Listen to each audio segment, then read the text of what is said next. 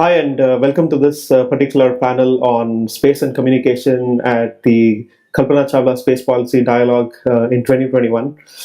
There's been a tremendous amount of changes in the realm of satellite communication that has happened over the last few years, especially with the entrance in the low Earth orbit that have pumped in a massive amount of money with new technologies coming into play that can bring in a lot of the new benefits to areas around the world where people are still unconnected. With that, we have an excellent panel here of three people who come from different backgrounds and different institutions, if you say that.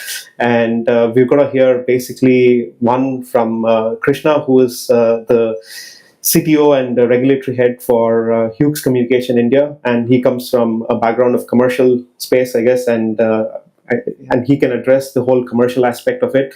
And then we have Nehaa Chaudhari, who is coming from a legal background, and she can obviously talk a little bit on the regulatory perspective, probably putting into context what is going on in the global context, and then how relevant of this, how can we replicate some of this in the Indian context. And then we have Dr. PK Jain here, who's the Associate Director for Frequency Management and SATCOM Planning at ISRO. And obviously, this is a key function of ISRO to coordinate the use of these frequencies and to plan out how all of these services will be rolled out in India. And I guess with these three different perspectives, we will get an excellent overview of what is happening within India, and from also putting in context with the global context with this. So with that being said, we'll probably start off with Krishna here on what are the current and the future satellite broadcasting broadband services perspective for this, and how do you see this evolving, especially from a global context, and then putting together a perspective for India on all the things that are happening around the global context. So Krishna, I would love to hear from you on this. Sure. Thanks, Naren. And really thank the organizers, especially Raji, who've had me in this panel for possibly many years. It's good to be back again.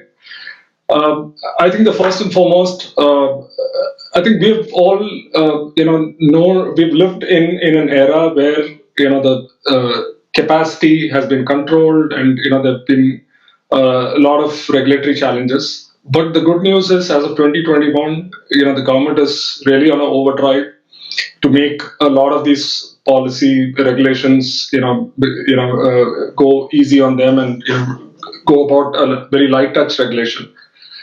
So that's really changing the landscape from where we are today. Today, it's more supply driven market where the demand is much more, the supply is in a shortfall. So that's where we are today. So what we are going to really leapfrog and possibly the next year is it's just going to reverse. So there's going to be far more supply than the demand. So obviously, globally, we have seen this. Even before the LEOs are coming up, even though the LEOs, there's so much talk about LEOs today, we still don't have a constellation which is up and running. So in the current context, it's important to talk about the GEO HTS, the high throughput satellites, how they have transformed how SATCOM delivers broadband and broadcasting services to the masses.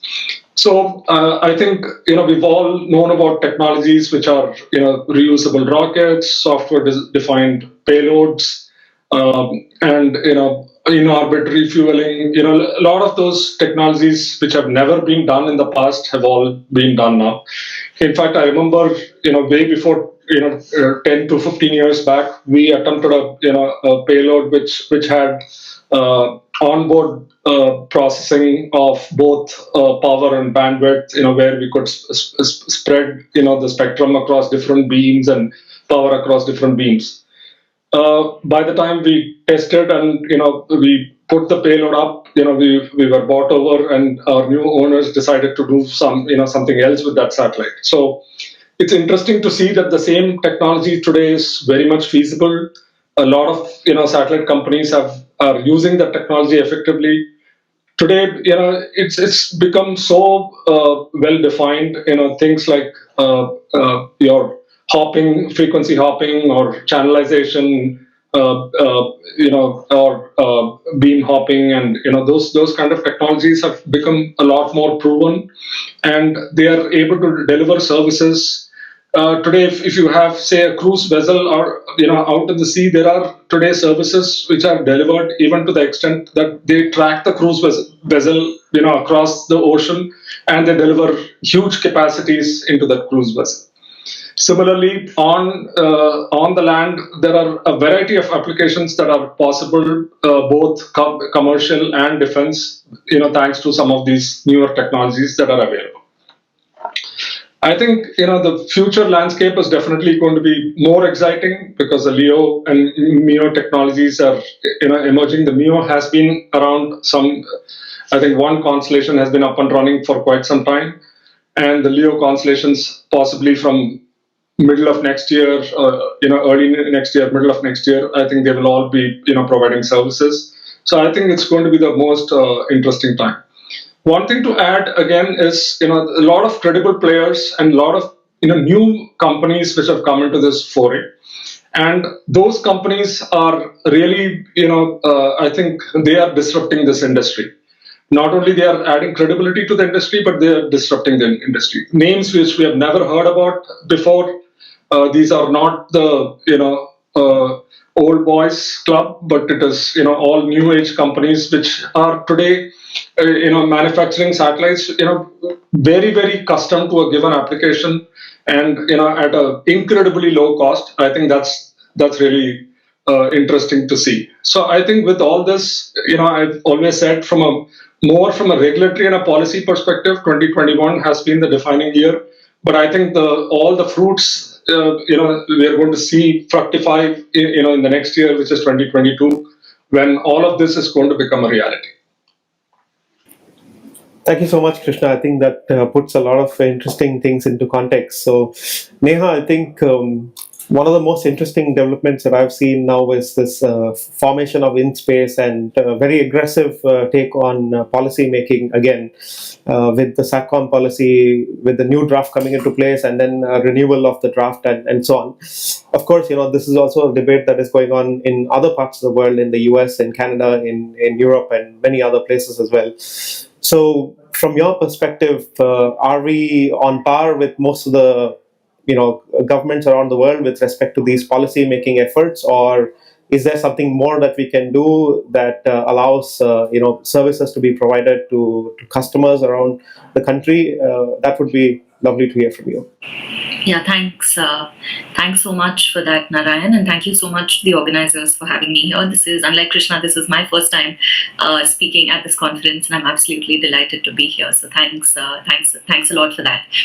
I think that's actually really interesting framing to the question, Narayan, and I think the short answer is that I wouldn't necessarily say that I'd share Krishna's enthusiasm in the sense of that we're taking several steps in the right direction on the policy making front towards having a more liberal and open or unrestricted ecosystem, even regulatory and policy ecosystem, when we think about the SATCOM or space communications sort of ecosystem. But I think that we are there's some distance for us to go there before we sort of reach that.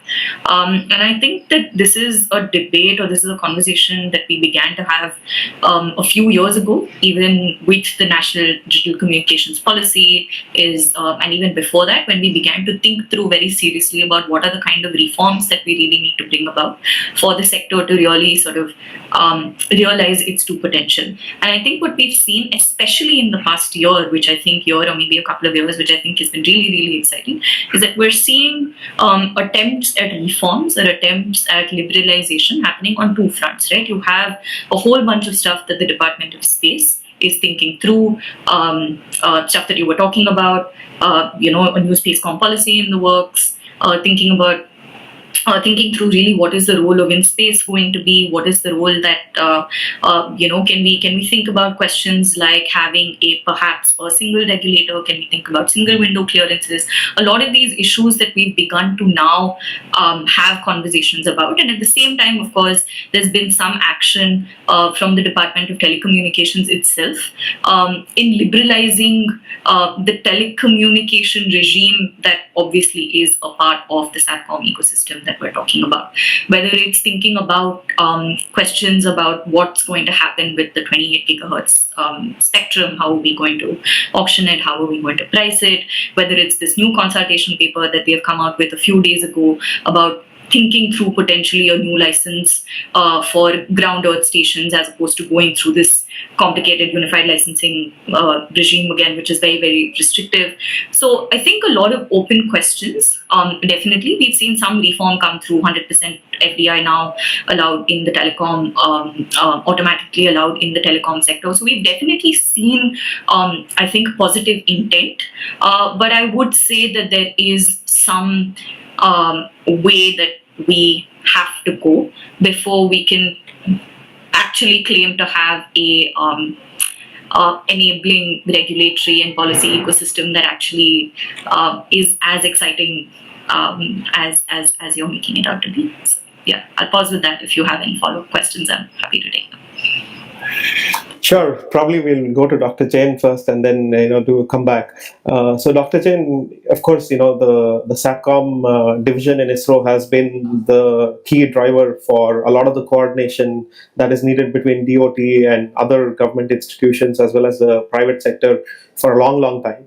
And today, as Neha said, we do have in-space coming up and a lot of these changes coming up. So, from your perspective, how do you see this, your directorate, for example, working with in-space, working with the private players, evolving, given that there are a lot of these policy changes that are happening at both institutional levels as well as the policy level happening now? Yeah, thanks, Narayan. And first of all, let me thank ORF.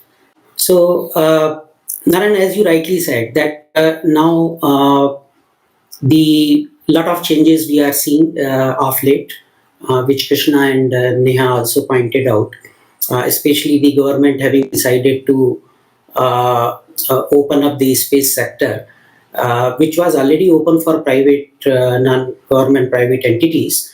But now the change is that these non-government private entities would be co-traveler. So this is a certain change in the government approach to promote the industry and to play a major role in the space sector in the country. Now, and of course, the intent also has been demonstrated by formation of the in-space. And in-space, Neha was talking about the single window system and all. In fact, the in-space is a single window system as far as the space communication is concerned. And that is there in the mandate of the in-space in the Gazette notification also, that it would act as a single window system. So certainly the intent is there. The government has decided that the involvement of the industry for the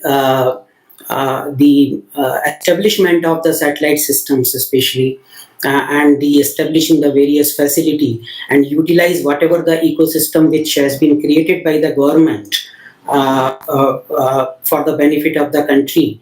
And I think this is one we can say that the very big step in that direction. And of course, I can understand the hesitation of Neha, some skepticism on that how would it fructify and how would it really we will be able to achieve the target. But I think this is just beginning, and then we should have patience. The way the things are moving, if you see that the activities which is taking place now, especially even for the revision of the SATCOM policy, which we have been certainly talking for last 2 years. But the momentum it has gathered now after the formation of the in-space. The public consultation is already over.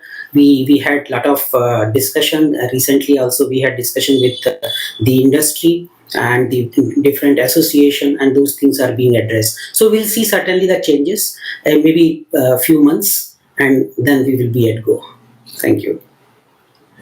Thank you very much, sir. So, Krishna, going back to you, would love to understand what is the size of the opportunity specifically in India that puts into context, foreign direct investment into the country that is possible at the end of the day, because I think that should be one of the key drivers to policymakers to understand that the size of the potential of the market here and to be serviced, that then allows foreign direct investment or even local investment for that matter to take place, that will then create jobs and so on.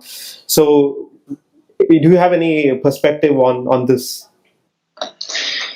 Yeah, sure. So I think let's look at the market, and for the existing the GSO based satellites and the new non GSO based satellites.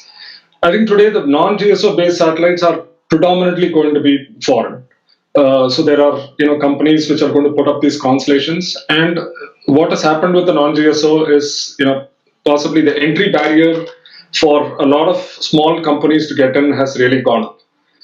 So which means we are going to be dependent on some of these constellations to provide services or get services serviced. And at the same time, for the GSO, it's very important that I think these two, in my opinion, are going to be two complementing technologies. So the GSO has a role to play, and the non-GSO has a role to play. It's not one size fits all. So if you now come back to the GSO, I think each satellite, today, we're talking about possibly a high throughput satellite with ground segment, etc., is about at least $700 million. And in addition to that, possibly an establishment in the country, everything. So we're talking about easily $1 billion of investment, that is going to happen. Now, with that, even if we are seeing, 4 or 5 such, satellites go up, and in the new framework, we are easily talking about $4 to $5 billion of investment, and the capacity creation around that, and of course the jobs which are going to be there for servicing those customers who are going to take capacity on those satellites, whether it's consumers, or institutions or whatever. Similarly, on the non-GSO side, so possibly the one right approach which has been taken, and of course we have our own security needs, which has driven that, not more a commercial need, but we've said that we will only permit such constellations as long as they have gateways within the country. Now, as and when these gateways are set up, that's again investment coming in to set up these gateways within the country. There's a lot of local talent that's going to be hired to run these gateways, run these services, and provide services to the masses. And of course, it's a huge, if you are addressing quite a huge population which is otherwise today only connected by mobile broadband, then we're talking about a huge market size. I think one of the companies has already said that they'll address about 200,000 subscribers in the first 2 years. Of course, the size is a much larger number, but India has a unique problem. I wouldn't call it as a problem; it's more a challenge where our affordability substantially drops. The moment you go under top cities. So that's one. If you see, has been advocating this model of public data office, where which is in the rest of the world is called the Community Wi-Fi Initiative, where satellite will provide a kind of a access point, be an access point, and where subscribers could come to that access point, in and around that access point, use Wi-Fi and get onto the internet. I think somewhere we're also over-dependent on the mobile networks today. I think that's why the government has taken a very, very conscious initiative of setting up these Wi-Fi hotspots, so satellite could power these hotspots as well. So that's another big opportunity. The third opportunity is also a lot of these service providers, mobile service providers, as they expand into the tier 3 areas, definitely they are now going to need backhaul. And one of the new reforms that has happened is towards enabling those backhaul networks via satellite. So that and a combination of the LEO of the non-GSO satellites is a very potent backhaul option that's available to them. Again, a lot will depend on how a lot of these services are going to be priced in the country. For example, today, we are in a tariff structure where today consumer pays possibly a 10 rupee per GB as tariff for data. So the cost of satellite broadband is even with a lot of these constellations, we are talking about 100 to 150 rupees per GB. So it is going to be very challenging for the mobile operators to buy capacity at 100 rupees a GB and sell it at 10 rupees a GB. So very innovative models and very geography dependent pricing will have to come in really to address this gap. So I think from all this, the opportunity is there, which is quite big, but it's all for the industry to really grab it and bring about a lot of innovation, not just in the technology, but also in the way the commercial packaging, etc., to really address this huge market. Thank you so much, Krishna. I think that is very interesting statistics and perspective. So, Neha, Dr. Jain mentioned that this is an evolving space when it comes to policy making at the end. And let's say you were not completely satisfied with everything that is happening at this point of time. I mean, we can always see that everything is evolving at the end until there's a kind of a stability for everybody to look at as a level playing field. So we've already seen a couple of drafts in that sense of the SATCOM policy coming up. Do you think that there are more things that are not addressed or not addressed in a way that it is perfect for the industry to have a level playing field? And if there is, what are the kind of bottlenecks that you see that still needs to be addressed? Thanks, Narayan. Look, I agree with the point that Dr. Jain was making earlier, and I think that we have every reason, in fact, to be optimistic because we've seen a concerted effort, starting right from the Prime Minister's office, towards introducing significant reforms in this sector, and the optimist in me wants to believe that this will 100% continue to be the case. But just in terms of some of the open questions that I think we'd like clarity on, right? This is one of the things that we were talking about earlier, is this single window clearance system, and I'd be really curious and very interested to see how all of this actually gets operationalized and what in particular the role of InSpace will be, because the way things currently stand, you still have to work with the Department of Space and you still have to work with the Department of Telecommunications. Their jurisdictions are sort of overlapping, but at the same time they are distinct, and it's complicated. I mean, I'm not going to lie, it's a fairly complex regulatory ecosystem to be able to make sense of, and there isn't a lot of clarity even in terms of do you go to the DOS first, do you go to the DOT first, is like where do you start even before you're beginning to unpack really how all of this is going to play out. So I mean, I think that to me would be headline to just streamline the way really the law functions and really sort of plays out in practice. I think that would sort of be my one big headline item. The second outstanding thing, again, while it's great that we're having all of these conversations on the policy sort of instruments that we're currently seeing, at the end of the day, if I'm putting on my lawyer's hat, this only makes sense if this is going to be crystallized and sort of hard-coded into law. And this is where then questions like the Outstanding Space Activities Bill, which it's been several years now, these are the kind of legislations that we'd really like to see movement on, because you do need an overarching legislation that brings in all of this together such that questions like this then become not questions really, but become sort of part of settled law. I think these would be these would be the big things. There are a couple of, I think, depending on the issue that you were picking up, there would be, I think, scope for perhaps incremental reform. Say, if I were the question that we were talking about earlier, in fact, on foreign participation in this ecosystem. So we've made progress with 100% FDI being allowed in telecom. We have 100% FDI in satellite, but again, that's through the government approval route. You still need, the way the law is currently structured, you still need, if I'm a foreign operator, I still need to set up an Indian entity. I still need to set up an entity in India that's then going to be able to go on and get all of the various authorizations, etc., that are necessary. So I think depending on what is the specific issue or the question that you were dealing with, I think the details of this might change. If you were a startup, then again, like the question of liability, how much insurance can you really expect startups, to be able to get? What is the kind of liability that you're really on the hook for? So depending on who you were, there would be a couple of these more outstanding questions.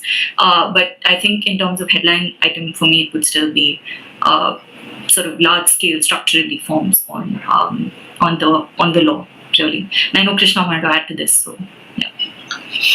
Yeah, very good points, Neha. I think my 2 cents on this is, a lot of people talk about the single window, and I've said this before. It's not just enough if you do a single window, because behind that single window, if there are 10 different agencies, it serves no purpose, because you're again going to and believe me, the private industry is very, very efficient in chasing 10 people than a government department chasing those 10 people.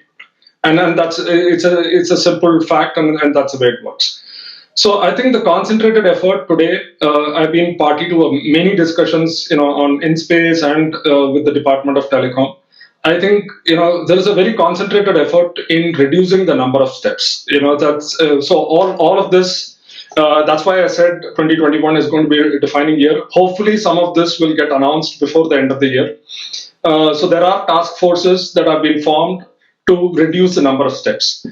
So one of the key areas, especially with respect to SATCOM, has been, the biggest all of us have been dealing with one way or the other is spectrum. Right? Neha did talk about it, the 28 gigahertz, and it's not just 28 gigahertz, but it's for any satellite band. It's it is a challenge.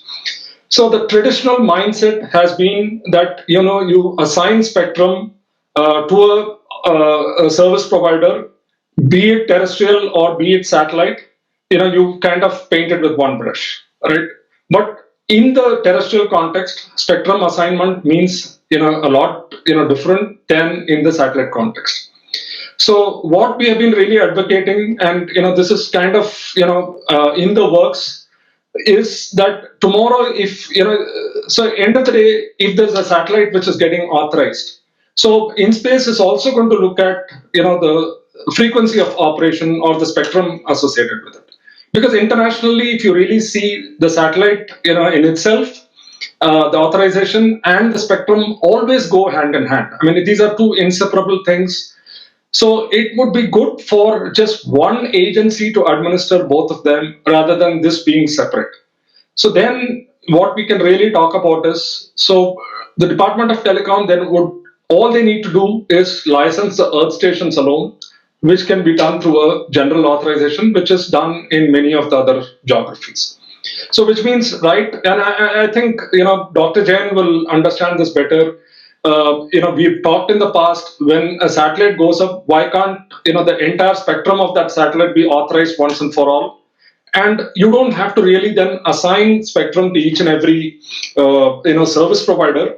You just need to look at certain carrier plans and link budgets and give specific approvals. But those are all more earth station dependent than the satellite dependent. So that is one thing. If it really happens that if you're able to bundle up this satellite authorization itself along with the spectrum, I think that would go a long way, and that is what is in the works. I really hope and pray that that gets through with all the discussions. That would be something to really look forward.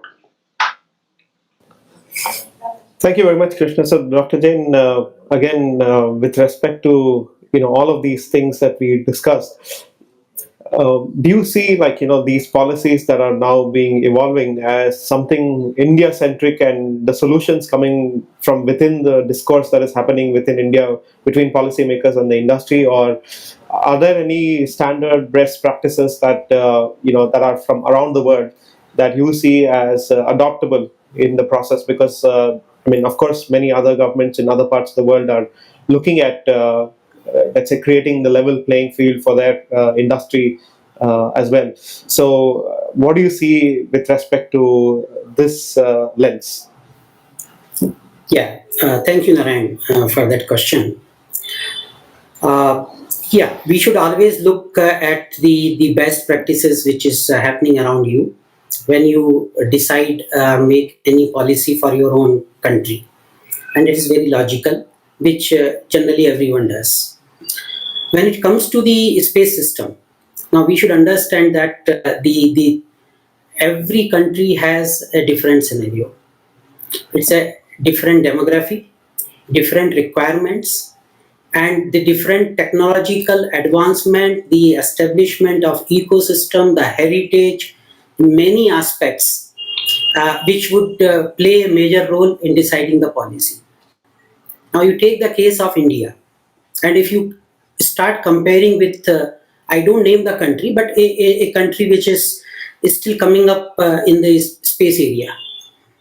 Now we cannot compare the two policies of the two countries for the SATCOM. While India is looking at having established already well established in the space area, now it is we are looking at to certainly expand our horizon, and then we are looking at much more the advanced way to utilize the space technology, whereas a small country is still yet to utilize the basic minimum requirement of the space technology.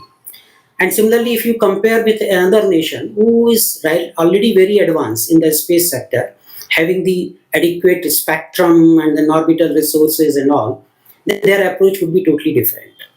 So while we can always adopt the whatever we can, which is relevant for our country, and which we have done also, we have you might have seen the policy, the draft policy, which of course is still in the draft stage. The focus is on the acquisition of the orbit spectrum resources, because we know the importance of it now. India was a late entrant as far as the satellite communication was concerned, and then we really do not have a very large orbit spectrum resources with us as compared to the other early entrants. And then certainly, if you don't have the orbit spectrum resources, then there is no point in thinking of the promoting the space communication within the country. So that is the major thrust. We might have seen the focus on that. Similarly, there were certain the observations by the industry, which again through the experience of last 30-40 years, that the industry had a lot of the observation with respect to the procurement of the capacity, and then the associated issues like the contract in between someone was sitting and all. So all those points which we are trying to address in this particular policy. So certainly we have made the progress, taken the all the observations and the best practices. So this is what I would say as far as this policy is concerned. I would like to tell one or two points, if you permit me, about the previous observations by Krishna.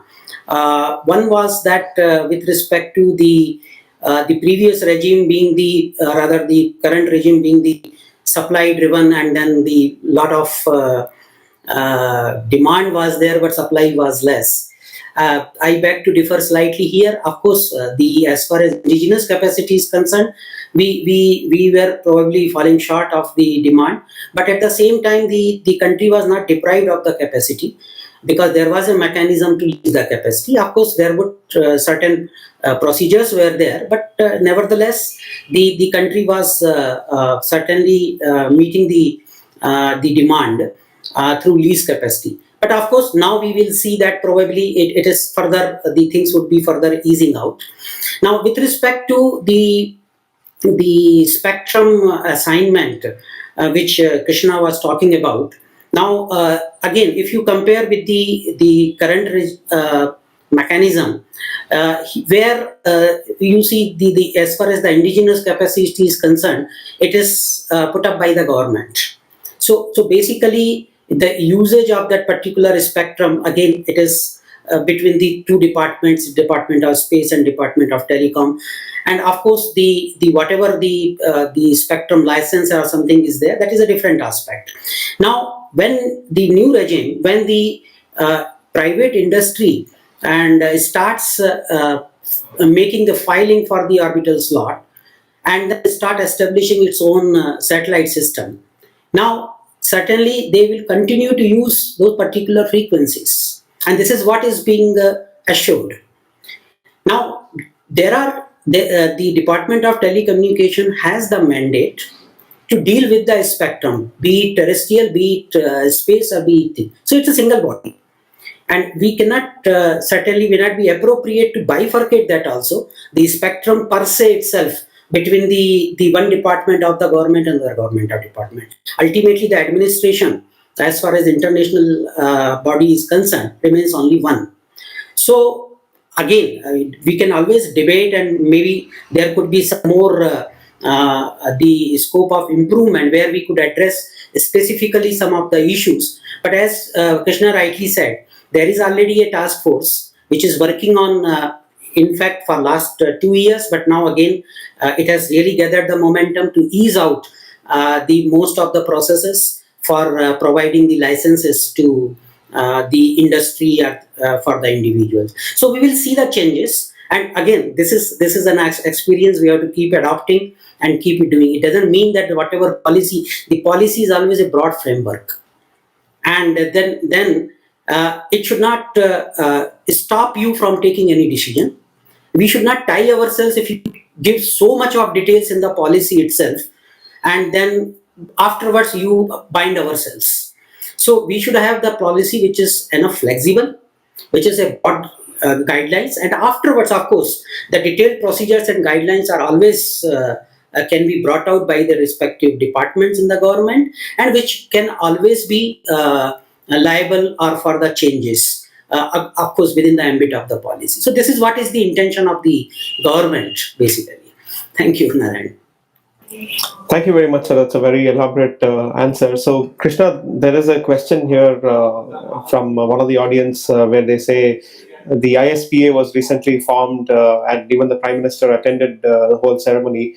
And there's also SIA that is also working in the same sector. So what do you see as a role for them in helping the industry? And as a follow-up, I know that we're also running out of time soon, so we can maybe conclude by getting a perspective on where do you see this aspect of SATCOM and broadcasting and broadband for all three of you as a common question evolving in the next 3 to 5 years? Sure. So I think there are probably 3 or 4 associations today, which are operating, in this space. So, I mean, it's a good thing that there are many voices probably, wanting to say the same thing. As long as they say the same thing, that's the issue. So if there are specific, the industry gets fragmented, and the classic example is 28 gigahertz. Which is what Neha brought out. So the industry was fragmented. I think it's largely, if at all we've lost spectrum, it's largely the industry to blame because we didn't have a cohesive voice. And spectrum is a very scarce resource. So we all took an approach that it is, it belongs to the satellite industry, you are taking it away. And the mobile lobby said it belongs to us, you are taking it away. But I think both those approaches were wrong, and it is possibly beyond the government. I think we all in the industry also have a collective responsibility to look at how we can share that spectrum better. I think it's not, we all think that it's end of the day it's the government which has to decide how to divide that spectrum between various services. there could be a number of win-win formulas that could have been worked out. It has been worked out in some other geographies that I know of, where services coexist with certain restrictions. Dr. Jain knows very well what I'm talking about. So I think so that's one area where we could improve. So possibly we can work together much more. These associations can work together with the other services, other service associations, and that's a role that they can play much beyond any individual companies. And I think where I see them going forward is also I think there's a huge space to cover. I mean, there's on one side you have the launch, you have the satellite building, you have capacity building, you have services. There's a lot of ancillary services which go into the whole ecosystem. So I think the associations have a much larger role to play. Possibly at some point of time, I'm sure every business thinks this way, that they all work towards differentiating themselves by picking up an area where which is their core competence, or where their members are more aligned. I think that I'll see that. I think we'll see that happen from these associations as well. They will also kind of try to differentiate themselves, or get into a place where they are their members and themselves are a natural fit, and they will push forward their agenda more in that direction. But definitely they have a tremendous role to play in shaping this. I think the government is quite a bit leaning on these associations to know or kind of get a feedback as to how these things are shaping up. I think from that perspective, definitely have a lot to play. And I think quickly, I think we have just 5 minutes. So lastly, I think so. Once again, I would like to add a lot more, but just to say that 2022 is going to be a year where a lot of these things will fructify. A lot of these constellations will be up. I think we are going to definitely see satellite, mainstreaming possibly, in the closer to the end of 2022 or early 2023. We're definitely going to see satellite as a very, very viable, service option available to many businesses, consumers, all of us. Neha, you want to go next? And Sure. Thanks. I'll keep it short. Look, I echo the enthusiasm I think that we've all shared throughout this panel, including the point that Krishna was just making. I think 2022 in particular is going to be very exciting to see how all of this shapes up. I think we've particularly on the regulatory and the policy side, 2021 we've seen a lot of these conversations begin to happen. There are a couple of now outstanding issues that we're beginning to see action on, further iterations of the Spacecom policy, everything that the TRI is doing on the telecommunications layer of it.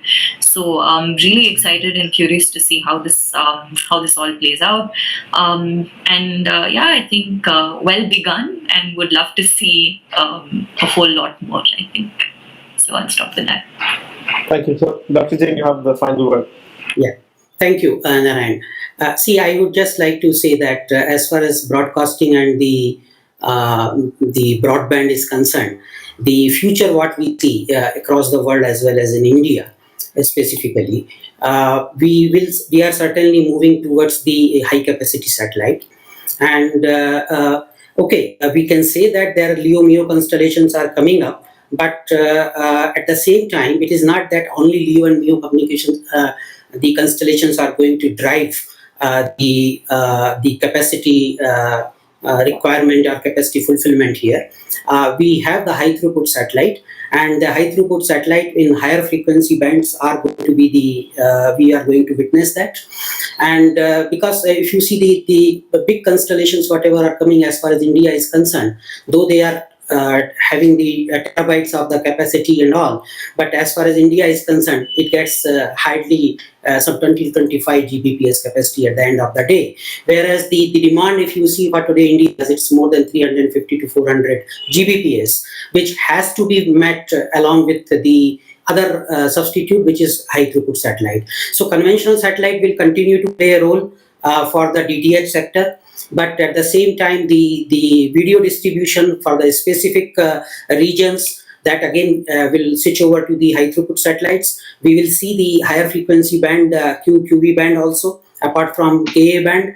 And as far as the demand is concerned, DTH certainly is seeing certain threat, or rather than I should say competition from OTT. But in India, what we generally, when we discuss with the various operators and all, still the market is going to continue for some more time.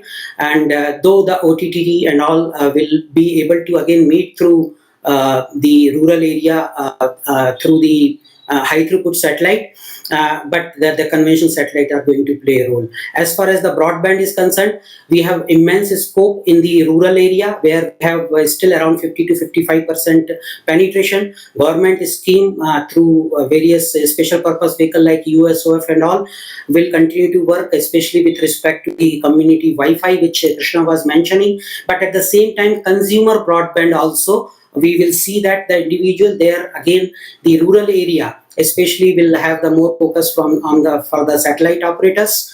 And though the Krishna was trying to tell that he was skeptical whether it will be really embraced or not because of the higher cost, but when you don't have the terrestrial communication going to the rural area, there is the only viable media is only satellite, and it's still around 30% only the consumer broadband is there in the rural area today, and we have a lot of scope for the satellite. So this is what I would like to conclude here. I think the time must be up, and this is what is future which I see in the global as well as the in India. Thank you, Narayan. Thank you very much, all three of you. I think there are some very interesting insights from the whole thing. And I'd like to thank ORF for enabling this discussion on space communication. So I hope they have the rest of the conference as very productive as this panel was. And hope to see you all in person and have you all on a panel together next year. Thank you.